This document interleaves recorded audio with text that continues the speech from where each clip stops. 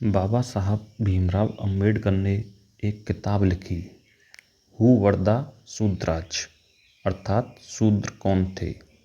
इस पुस्तक में बाबा साहब ने विभिन्न हिंदू शास्त्रों का गहन अध्ययन कर यह सिद्ध किया है कि शूद्र प्राचीन काल में सूर्यवंशी क्षत्रिय थे।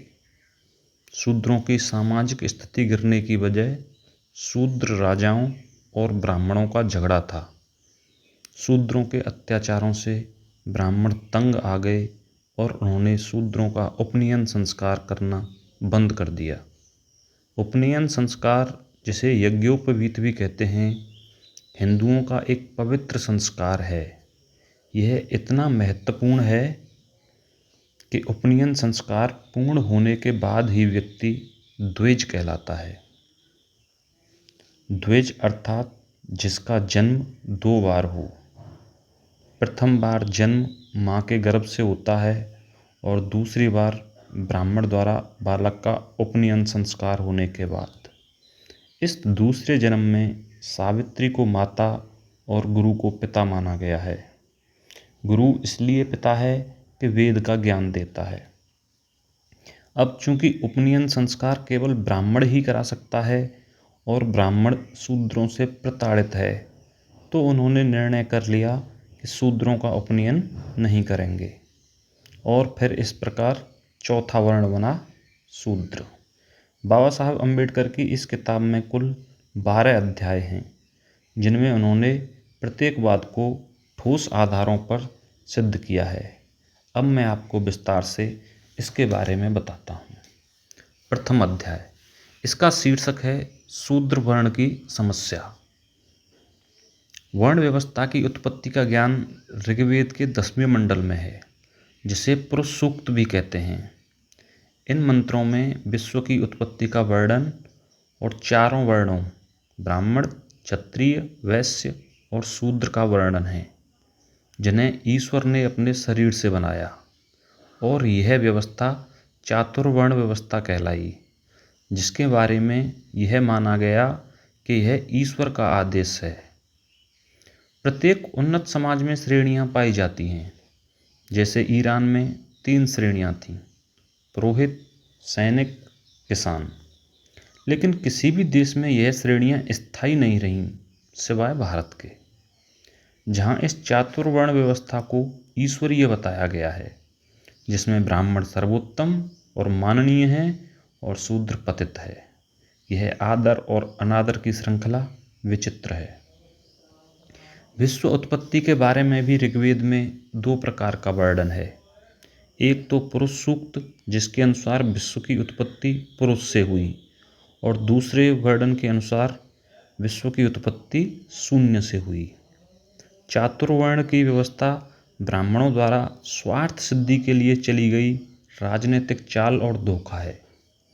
आदर्श की धारणा अच्छी और आवश्यक है। कोई व्यक्ति या समाज बिना आदर्श के उन्नति नहीं कर सकता, परंतु आदर्श समय और दशा के अनुसार बदलने चाहिए, और यह तभी संभव है जब संस्थाएं धर्म की आड़ में ना पनपें। लेकिन इसे तो ईश्वरीय व्यवस्था कहकर घोर अनर्थ किया गया है। इसमें सदैव के लिए एक जाति के लिए लाभ और एक जाति के लिए अन्याय की स्थायी व्यवस्था की गई है। दूसरा अध्याय, जिसका शीर्षक है शूद्रों की उत्पत्ति के बारे में ब्राह्मणों का सिद्धांत। ब्राह्मणों द्वारा रचित साहित्य में शूद्रों की उत्पत्ति के बारे में कई प्रकार की व्याख्याएं हैं। ऋग्वेद में 2 प्रकार से, प्रथम पुरुष सूक्त या ब्रह्मा के मुख और दूसरा शून्य से। कृष्ण यजुर्वेद की तैत्तरीय संहिता में 5 वर्णन मिलते हैं, जिसमें बताया गया है कि बृहस्पति ने सृजन की इच्छा की, अपने मुख से निवृत्ति को उत्पन्न किया। फिर देवताओं में अग्नि, मंत्रों में गायत्री मंत्र, मनुष्यों में ब्राह्मण तथा पशुओं में बकरे को बनाया। अपनी छाती और भुजाओं से देवताओं में इंद्र, मंत्रों में त्रुष्टुप, मनुष्यों में राजन्य और पशुओं में भेड़ को बनाया। अपने मध्य भाग से देवताओं ने वैरूप, मनुष्यों में वैश्य तथा पशुओं में गायों को उत्पन्न किया, और अपने पैरों से मनुष्यों में शूद्र तथा पशुओं में घोड़े को उत्पन्न किया। तैत्तरीय ब्राह्मण में वर्णन है कि ब्राह्मणों की उत्पत्ति देवताओं से और शूद्रों की असुरों से हुई। ब्राह्मण रचित साहित्य में शूद्रों की उत्पत्ति की भिन्न भिन्न तथा एक व्याख्या दूसरे से प्रतिकूल है, अतः इससे किसी निश्चित मत पर नहीं पहुंचा जा सकता। जैसा कि मैक्स मूलर ने लिखा है कि ब्राह्मण साहित्यिक दृष्टि से तुच्छ तथा नैराश्यपूर्ण हैं। तृतीय अध्याय, जिसका शीर्षक है शूद्रों की राजनीतिक स्थिति के बारे में ब्राह्मणों का सिद्धांत। इस अध्याय में बाबा साहब ने बताया है कि ब्राह्मणों ने शूद्रों के साथ कितना घोर अन्याय किया है, उन्हें इंसान भी नहीं समझा। कुछ उदाहरण देखें। कत्थक संहिता और मैत्रेयानी संहिता में कहा गया है कि जिस गाय का दूध ब्राह्मण के काम में लाया जाता हो उसे शूद्र नहीं छुए। शतपथ ब्राह्मण में कहा गया है कि यज्ञ करते समय शूद्र से बात नहीं करनी चाहिए, नहीं शूद्र की उपस्थिति में यज्ञ करना चाहिए। शूद्र को सोमरस पिलाना वर्जित है। ऐत्रेय ब्राह्मण में कहा गया है कि शूद्र केवल दूसरों का सेवक है, इसके अतिरिक्त उसके लिए कोई अधिकार नहीं है। वशिष्ठ धर्मसूत्र में कहा गया है कि ब्राह्मण क्षत्रिय तथा वैश्य द्विज हैं, यही मनुस्मृति में भी कहा गया है। आप स्तंभ धर्मसूत्र का वचन है कि यदि शूद्र स्त्री किसी वेद पाठी की तरफ देख ले तो वेद पाठ बंद कर देना चाहिए। भोजन को यदि कोई द्विज अशौच अवस्था में भी छू दे तो भोजन अपवित्र हो जाता है, परंतु खाया जा सकता है। लेकिन अगर शूद्र भोजन ले आए, चाहे उसने भोजन को छुआ तक न हो, तो भी ऐसा भोजन नहीं खाना चाहिए। यदि कोई शूद्र किसी खाने वाले को छू दे तो भोजन छोड़ देना चाहिए। वशिष्ठ धर्मसूत्र में कहा गया है कि शिकारी, हिजड़ा, चोर, शूद्र, शराब बेचने वाले का दिया हुआ भोजन नहीं करना चाहिए। यदि ब्राह्मण शूद्र का अन्न खाकर मर जाए तो वह शूद्र के यहाँ जन्म लेगा या गांव का सूअर होगा। जो ब्राह्मण शूद्र का अन्न खाकर अपनी सजातीय पत्नी से सहवास करे तो उससे जनित पुत्र शूद्र के खानदान के होंगे और उसे स्वर्ग की प्राप्ति नहीं हो सकती। मनुस्मृति में लिखा है कि ब्राह्मण शूद्र के राज्य में न रहे। यदि क्षत्रिय ब्राह्मण को गाली दे तो 100 पर्ण का दंड, वैश्य दे तो 200 पर्ण का दंड, लेकिन शूद्र को प्राण दंड देना चाहिए। और अगर ब्राह्मण शूद्र को गाली दे दे तो कोई दंड नहीं है। ब्राह्मण शूद्र की संपत्ति को निसंकोच ले सकता है, शूद्र को संपत्ति इकट्ठी करनी ही नहीं चाहिए। शूद्र का केवल एक ही धर्म है, अपने से ऊंचे वर्ण की सेवा करना। विष्णु स्मृति के अनुसार यदि कोई शूद्र किसी द्विज पर थूक दे तो उसके दोनों होठ काट दिए जाएं। अगर गर्भ के साथ कुछ कह दे तो शूद्र के मुख में गर्म तेल भरवा दिया जाए। यदि शूद्र किसी द्विज का अपमान से नाम लें तो उसकी जीभ में 10 अंगुल की कील लाल करके गाड़ दी जाए। बृहस्पति स्मृति के अनुसार यदि शूद्र वेद का उच्चारण करे तो उसकी जीभ काट ली जाए। वेद को सुने तो उसके कान में गला हुआ शीशा या लोहा भर दिया जाए। इस सब से यह सिद्ध होता है कि ब्राह्मणों के विधान में ब्राह्मणों के लिए खास पक्षपात है और शूद्रों को जबरदस्ती नीच ठहराया गया है, और वो भी सदा सदा के लिए। इससे बड़ा अन्याय और क्या हो सकता है। चौथा अध्याय, जिसका शीर्षक है शूद्र और आर्य, और पांचवा अध्याय जिसका शीर्षक है आर्यों के विरुद्ध आर्य। इन अध्यायों में बाबा साहब ने यह सिद्ध किया है कि आर्य कोई एक जाति नहीं थी।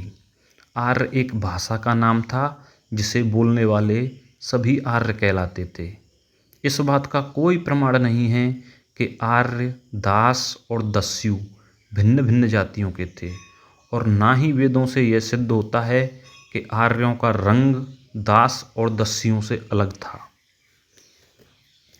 5वां अध्याय जिसका शीर्षक है आर्यों के विरुद्ध आर्य। इस अध्याय में बाबा साहब अनेक शास्त्रों के विभिन्न सूत्रों का हवाला देते हुए यह बताते हैं कि आर्यों की 2 शाखाएं थीं।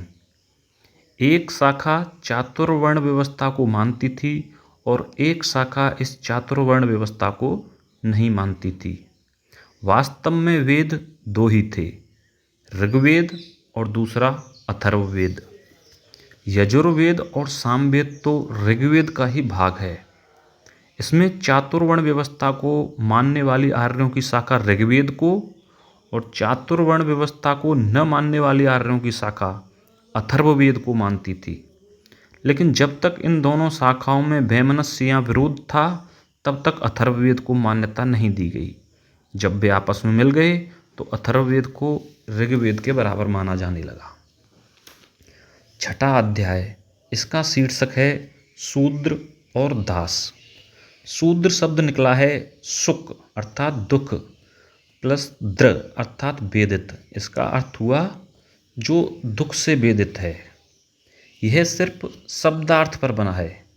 इसके विपरीत बहुत से प्रमाण इस बात के मिलते हैं कि शूद्र एक जाति का नाम था, न कि दुखी जनों को शूद्र कहते थे। धर्मशास्त्रों के अनुसार शूद्र को उपनयन का अधिकार नहीं है, परंतु संस्कार गणपति के अनुसार शूद्र भी उपनयन का अधिकारी है।